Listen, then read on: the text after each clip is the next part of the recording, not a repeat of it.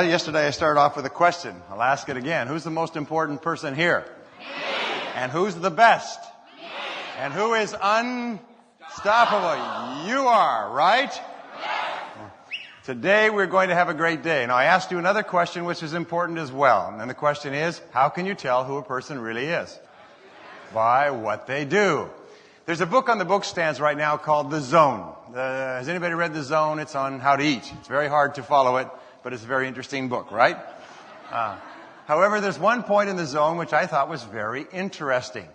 It says that even if you eat out of the zone, in other words, you eat foods that are not great for you, you're only one meal away from the zone. In other words, if you eat chocolate cake and junk food and Cokes and everything else, which is out of the zone, the high performance zone, then don't feel bad about it. Don't beat yourself up on it. Just the next meal, start eating the right foods and you're back in the zone. Now, that's the interesting thing about us, too, because you can make all kinds of mistakes and do all kinds of dumb things, and you can get mad and angry and upset, and you can go off in all directions at once. But at any given time, at any given moment, you can move into peak performance. You can step back in the zone by the thoughts, words, and behaviors that moment, at any given time. Now, if a person does the things that a leader does, as of this moment, what does that mean? It means that that person is a leader. Even if the person has not done these things before, the minute they step into the zone, they are. Because you are what you do. And if you do something different this minute from what you did last minute, you are a new person now.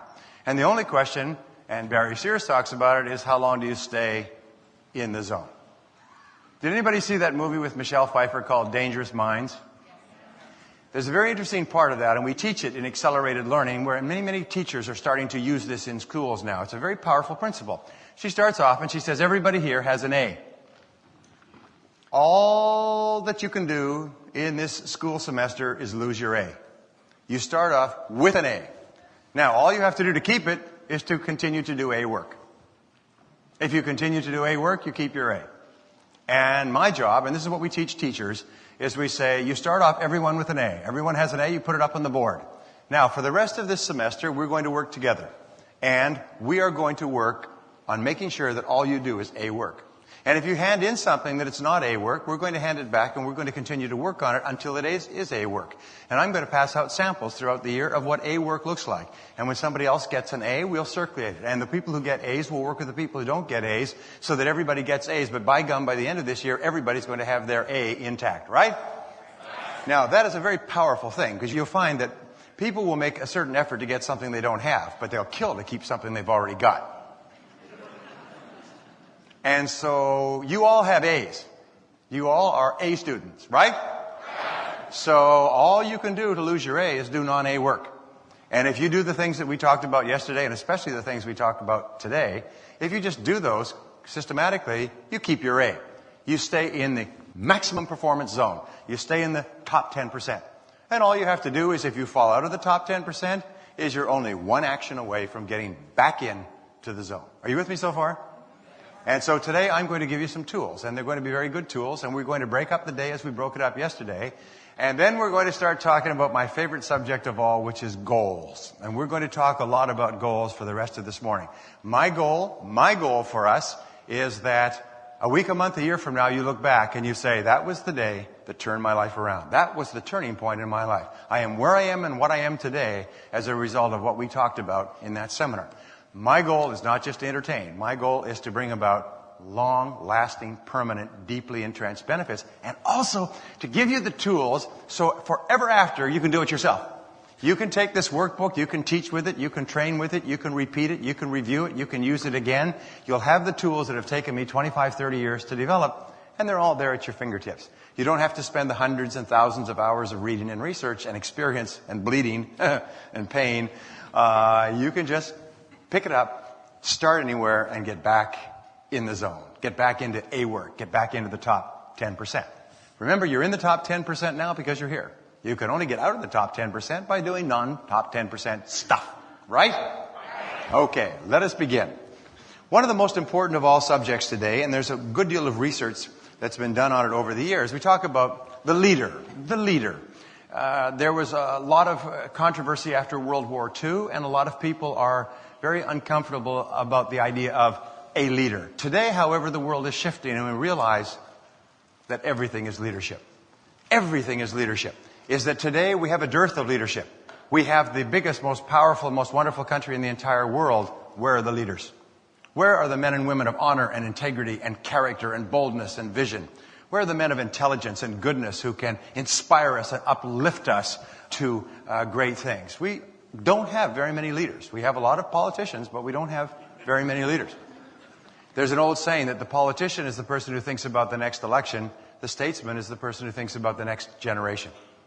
And I think we have too many politicians and not enough statesmen, because very few people think beyond fundraising for the next election.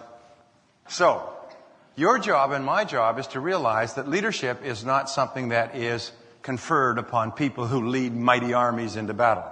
Leadership is something that each individual expresses and demonstrates in their behaviors. And if you act like a leader, if you think like a leader and behave like a leader, you are one. You are one. So let us talk about the qualities of leadership. There have been 3,300 studies done on leadership that I have looked at over the years. Each of them has been an attempt to examine what are the qualities that makes one person an exceptional person. Because when we talk about leaders, we're talking about people who are a cut above the average, as you are.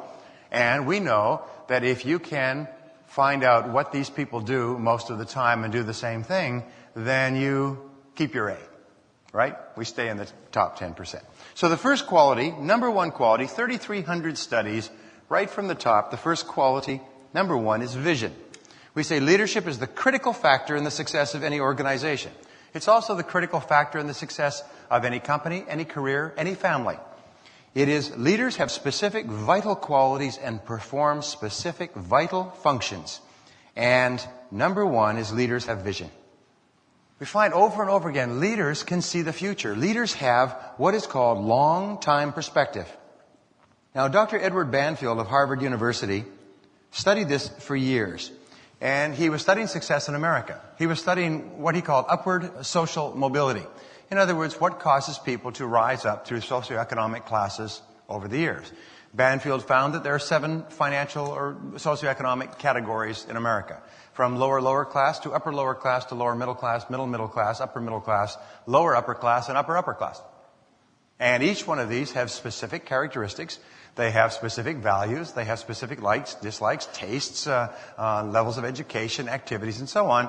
And of course, what he found is that if you acted in a manner consistent with one of these levels, you became that. And you did not become that until you did. And he said, what, though, is the attitude that most predicts upward social mobility, that most predicts success in America?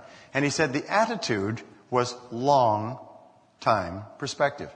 Is that men and women who rose in their fields were people who thought long-term. And those who did not rise were people who did not. And he found the very act of thinking long-term dramatically increases your likelihood of great success in life. It's the difference between looking at your feet as you walk along and looking at the mountaintop that you're aiming at. So what do we find? We find that leaders have vision. Leaders have a vision of the future. They see the big picture. They look into the distance and they say, what could be? And they have the ability to visualize an ideal future. And this is one of the most important things we found in leaders, is leaders are always idealizing, visualizing, imagining where they want to be in 3 to 5 years. One of the exercises we do in visualization, and I'll just tell you the exercise, you don't have to do it, is we have everybody close their eyes and we say, all right, while your eyes are closed, I want you to imagine that this room, like a room in a spaceship, goes into a time warp. And while your eyes are closed for a few seconds, 5 years pass. And you open your eyes and you're in the same place, and your glass of water is at the same level, but 5 years have gone by. Now, something wonderful has happened in that 5 years. And what has happened is that your whole life has been made perfect in every respect. A miracle has been, magic wand has been waved over every dimension of your life, and your life is now perfect. Every aspect of your life, all your dreams have been fulfilled, all your goals have been achieved. Now here's the question. What would it look like if 5 years from now your life were ideal in every respect? Where would you be in 5 years? Who would you be with? Who would you no longer be with? what would you be doing? How well would you be doing it? How much would you be earning? What level would you be at in your profession? What would be your position? What kind of home would you live in? What kind of car would you drive? What would be your level of physical fitness? What would your family be like in your relationships? How would your children be doing? If your life were perfect in every respect 5 years from now, what would it look like? This is a critical question because I'll tell you two things. Number one is that the 5 years are going to pass. And 5 years from now, there you'll be. The second thing is this, is that if you're absolutely crystal clear about what it would look like if your life were perfect in 5 years, your chances of making that a reality go up by about 1,000%. They just escalate. All successful men and women have a vision of the future. The work that's being done in strategic planning with major corporations today is all revolving around Gary Prahaled's work on what is called strategic intent. And strategic intent says, what is your intent? Where do you want to be in 5 to 10 years? What do you want your company to look like, your life to look like, your products and services to look like? And what kind of a person will you have to be? What kind of a company will you have to have? What kind of core competencies will you have to develop in order to have that life 5 years out? I promise you this, if you can define that clearly today, you develop long-time perspective, which dramatically increases your likelihood of moving up socioeconomically, and you increase your likelihood of getting there by hundreds and hundreds of %, just by being crystal clear. My favorite word, as you know, and you hear me say it all the time, in terms of success is clarity. Clarity. Clarity. The major reason why people move ahead rapidly is they're crystal clear about where they want to go and what it will look like when they get there. And the major reason that people underperform is because of fuzziness. They have no idea. They're like Columbus. Remember the Columbus type of people? When he set off for the New World, he didn't know where he was going. And when he got there, he didn't know where he was. And when he got back, he didn't know where he'd been. And this is how most people go to work every day. We call this the Columbus type of salesperson. They don't know where they're going. They don't know where they are. To them, every day is a new adventure. You know, every stop sign is a new adventure. Do I go left? Do I go right? Do I go straight ahead? Who knows? But successful people are like arrows. Think of that Kevin Costner movie, Robin Hood, and that incredible scene with the arrows. Remember that, where the arrow splits the arrow, but you're watching the arrow? Be like that. Be like a person who splits the arrow, who's absolutely so crystal clear about what you want that a person could wake you up at 3 o'clock in the morning and say, Pete, it's not here. Wait, what do you really want in life? You go, boom. You could tell them. You'd know out of a dead sleep. Most people would say, why are you waking me up? I have no idea. Okay. Number A is leaders think about the future. Leaders think about the future. It's one of the characteristics of superior people, by the way, is they spend a lot of time thinking about the future. Average people don't bother. They think about the present. They think about tension-relieving activities rather than goal-achieving. They think about going home and watching television. They think about reading the paper. They think about little petty problems today. Here's an interesting point from Emerson, is you can tell how big you are by the sort of things that irritate you. If you are continually griping and complaining because, the candy on your pillow was a little bit to the right or a little bit to the left, then you've got a pretty small mind. But if the things that bother you are the fact that our governments are far too big and our taxes are far too high and there's far too much corruption in high places and Red China is rearming, if you're concerned about bigger things in life, then you're a bigger person. You can tell how big you are by the things that preoccupy you. B, what are your values? Critical part of leadership is values. What are your values? What do you stand for? We'll come back to this, by the way. But what do you believe in? You see, leaders have a very interesting characteristic. Leaders know exactly who they are. They know exactly who they are. It's an interesting quality that's come out in recent studies. They know who they are. They know what they stand for and what they believe in. They know what they will not compromise. They know what their values are and the order of priority. And you cannot tell them, well, have you ever thought of doing this or doing that? They know who they are. You don't need to tell them. Non-leaders are very fuzzy. They're not sure. Remember we talked yesterday about self-ideal, your values, your vision, your goals, your aspirations. Leaders are very clear about who they are and what they stand for and where they're going. Non-leaders are kind of, maybe